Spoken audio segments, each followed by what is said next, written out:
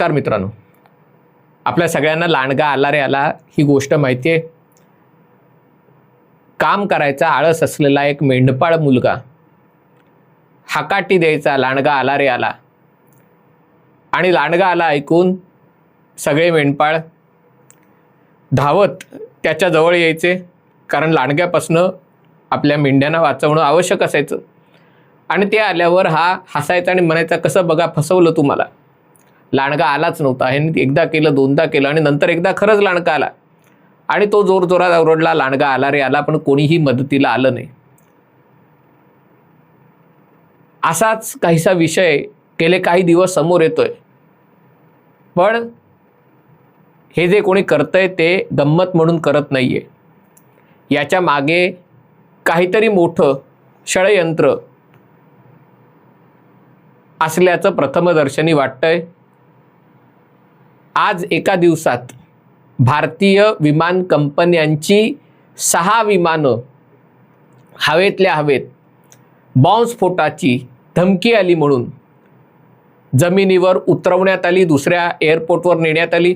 याच्यामध्ये इंडिगोची 3, स्पाइस जेटची 2 आणि आकाशा एअरवेज जी नवीन राकेश झुनझुनवालांची म्हणजे त्यांनी मृत्यूपूर्वी सुरू केली होती ती कंपनी, अशी 6 विमानं त्यांना ग्राउंड करावं लागलं. याच्या आधी एकूण धरली तर गेल्या काही दिवसात एकूण 18 विमानं जमिनीवर उतरावी लागलेली आहेत. अशा प्रकारच्या धमक्या समाज माध्यमांवर येतात, कोणीतरी फोन करून देतं. हे गेल्या सोमवारपासून सुरू आहे. सोमवार, मंगळवार, बुधवार 3 दिवस आहे. आणि या सगळ्याला कशा प्रकारे उत्तर द्यायचं हे अजून आपल्या सिव्हिल एव्हिएशन डिपार्टमेंटला समजत नाही आहे, कारण प्रत्येक विमान हे कोट्यावधी रुपयांचं असतं आणि त्या विमानातले प्रवासी सहसा उच्चवर्गीय किंवा उच्च मध्यमवर्गीय, हल्ली सामान्य लोकही जायला लागलेत, पण तरी विमानाचे प्रवासी हे किमान 3-4 हजार रुपये तिकीट काढून प्रवास करणारे, आणि आंतरराष्ट्रीय विमानाचं तर 40-50 हजार रुपयाची तिकीटं तर असतातच. आणि असं विमान जेव्हा हवेत असतं तेव्हा समाज माध्यमांवर किंवा फोन करून धमकी येते की मुंबईहून लंडनला जाणाऱ्या विमानामध्ये बॉम्ब ठेवला आहे किंवा दिल्लीहून दुबईला जाणाऱ्या विमानामध्ये बॉम्ब ठेवला आहे. तेव्हा त्याची गांभीर्याने दखल घेतली जाते आणि ते विमान डायव्हर्ट केलं जातं, दुसऱ्या कुठल्या तरी जवळच्या रनवेवर विमानतळावर उतरवलं जातं. विमानतळावर उतरवलं गेल्यानंतर त्याला वेगळं काढलं जातं, कारण जर त्या विमानात स्फोट झाला तर आजूबाजूला असलेली विमानं पेट घेण्याची भीती असते आणि म्हणून त्याला वेगळं काढलं जातं. मग तिथे प्रवाशांची आणि सामानाची झडती घेतली जाते किंवा तपासणी होते आणि जर मग त्याच्यात बॉम्ब आढळलेला नसेल तर मग ते विमान पुन्हा उडून दिलं जातं. हे सगळं होईपर्यंत अनेक तासाचा अवधी वाया जातो. लोक कामासाठी किंवा मनोरंजनासाठी किंवा पर्यटनासाठी एका ठिकाणून दुसरीकडे जात असतात, त्यांची विमानं चुकतात, अनेकांची कनेक्टिंग फ्लाईट्स असतात. आणि हे झाल्यावर यामुळे होणारं आर्थिक नुकसान आणि जे लोक विमानात आहेत त्यांना होणारा मनस्ताप, कारण तुम्ही हवेत असताना जर तुम्हाला वैमानिकांनी सांगितलं की विमानात बॉम्ब असल्याची शक्यता आहे आणि म्हणून आम्ही दुसरीकडे उतरवतोय, तो जो अर्धा तास 1 तास जो विमान उतरेपर्यंत जातो तोपर्यंत त्या माणसांचा 150, 200, 500 किती जे विमान कुठले त्याच्यावर अवलंबून आहे त्यांचा जीव खालीवर होतो.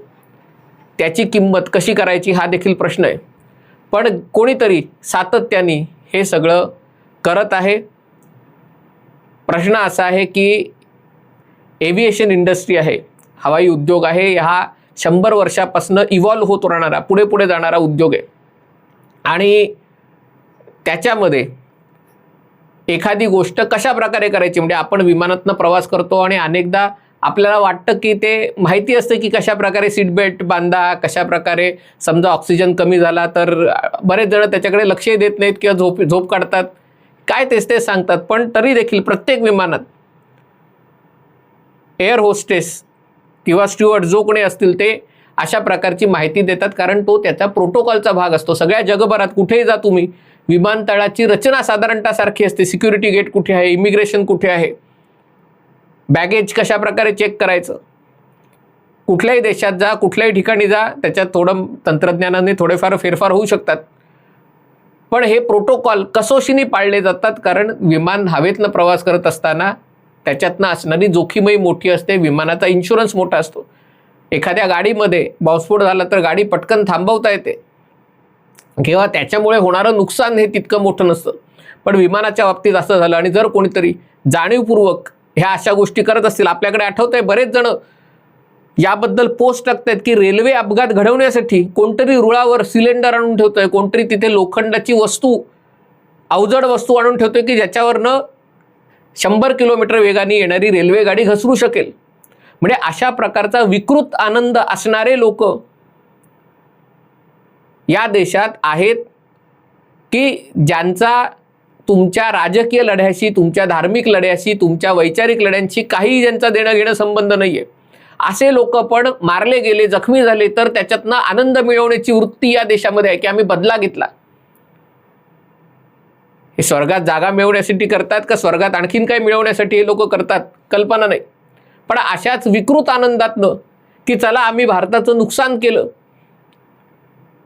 बॉम्बस्फोटाची धमकी दिली, विमान उतरवलं, कोट्यावधी रुपयांचं नुकसान झालं, लाखो रुपयाचं विमानाचं इंधन जळलं, लोकांना मनस्ताप झाला, याचाही आनंद होणारे लोक या देशात आहेत. अर्थात प्रश्न असा आहे की या लोकांना शोधून कसं काढायचं. समजा जर तो प्रवासी विमानांनी प्रवास करत असेल आणि तो जर अशा प्रकारच्या गोष्टी करत असेल तर त्याचं नाव नो फ्लायर लिस्टमध्ये टाकायचं का. पण नो फ्लायर लिस्टमध्ये नाव टाकून काय होणार. म्हणजे अशा प्रकारे नाव टाकलं, आपल्या देशात कोणाचं तरी विमान तिकीट काढून दिलं आणि तो बसला विमानात आणि त्यांनी फोन केला की मला असं संशय आहे की हे बाजूच्या प्रवाशाच्या बॅगेत काहीतरी बॉम्ब आहे. ठीक आहे, त्याच्यावर तुम्ही प्रवासात बंदी घातली, त्याचा काही रेकॉर्डही तुम्हाला आढळला नाही कारण त्यांनी कुठला गुन्हा केलेला नाही, कोणीतरी त्याला तिकीट काढून दिलं, तर त्याचं काही नुकसान होणार नाहीये. पण बाकीच्या प्रवाशांचं, देशाचं नुकसान होणार आहे, हे मोठं आहे. आणि त्याच्यामुळे अशा प्रकारच्या गोष्टी जर दहशतवादाचं हत्यार म्हणून वापर त्याचा केला जाणार असेल, म्हणजे प्रत्यक्ष बॉम्बस्फोट न करता नुसत्या धमक्या द्यायच्या, आणि उद्या जर तुम्ही गाफीलपणाही दाखवला आणि एखादा खरंच संशयास्पद वस्तू घेऊन आत शिरला तरी पुन्हा टीकाही होणार, कारण तुम्ही देशाच्या राष्ट्रीय सुरक्षेला गांभीर्याने घेतलं नाही, धमकीचा फोन आलेला तरी तुम्ही काही केलं नाही. पण हे अशा प्रकारे जे भारताला त्रास देऊ इच्छित आहेत त्यांना व्याजासकट त्याची किंमत चुकवावी लागेल, अशा प्रकारची काहीतरी व्यवस्था केली पाहिजे. त्याच्यासाठी वेगवेगळ्या सुरक्षा यंत्रणा, telecom department, social media monitoring, कारण अशा धमक्या कधी फोननी दिल्या जातात, कधी ट्विट केलं जातं, विमानाचा नंबर आणि काहीतरी सीट क्रमांक आणि प्रवासी वगैरे अशाही गोष्टी टाकल्या जातात. आणि त्यामुळे त्यांना किती गांभीर्याने घ्यायचं तर त्याच्यावर कशा प्रकारची उपाययोजना करायची आणि कमीत कमी विमानं डायव्हर्ट करून किंवा त्यांचा आहेत त्या जागी थांबवून त्यात बॉम्ब आहे का नाही याची तपासणी करणं हे अतिशय आवश्यक आहे. माणसातल्या चांगुलपणावर हे जग चालतं, पण या चांगुलपणाला कोणी जर विकृती, त्या चांगुलपणाची जागा त्या विकृतीने घेत असेल आणि लोकांना मानसिक त्रास देण्यासाठी, देशाला आर्थिक नुकसान करण्यासाठी अशा प्रकारचे प्रयत्न केले जात असतील तर ही गोष्ट भयंकर आहे. बुधवारी म्हणजे आज ज्या गोष्टी, ज्या विमानांना धमक्या आल्या त्याच्यामध्ये आकाशा एअरलाइन्सचं दिल्ली बंगलोर फ्लाईट होतं, स्पाइस जेटची विमानं 2 होती, त्याच्यामध्ये खास करून रियाद मुंबई होतं, मुंबई सिंगापूर, चेन्नई लखनौ. बघा, म्हणजे असं नाही की फक्त मुंबई विमानतळावर जाणाऱ्यांना धमकी येते की कोणतरी कुठून तरी फोन करतोय आणि त्याला मुंबईचं शेड्यूल माहिती आहे. जे कोणी करतंय ते देशात विदेशात अशा प्रकारे विमानांचं शेड्यूल बघून धमकीचे फोन करायचे, त्या विमानतळाचा नंबर पाहिजे. आणि त्यामुळे या सगळ्याला गांभीर्याने घ्यायची गरज आहे. हा विषय मांडायचं कारण म्हणजे या देशाला असलेल्या दहशतवादाचा धोका आहे तो मोठ्या प्रमाणावर कमी झाला आहे. मोदी सरकार यायच्या आधी सातत्याने कधी कुठे बॉम्बस्फोट व्हायचे आणि देशाचे गृहमंत्री कपडे बदलून ते बघायला जायचे, ही दृश्य आपण पाहिली होती. त्याच्यानंतर हल्ले झाले नाहीत, कारण हल्ले करणं अवघड झालेलं आहे. पण हल्ले करणं अवघड झालं म्हणून अशा प्रकारच्या जर गोष्टी केल्या जात असतील तर त्याचाही एकदाच सोक्षमोक्ष लावणं, बिमोड करणं आवश्यक आहे. हा व्हिडिओ आपल्याला आवडला असेल तर कृपया लाईक करा, शेअर करा आणि चॅनल सबस्क्राईब करण्याची विनंती आहे. तुर्तास इथेच थांबतो. पाहत रहा MH48.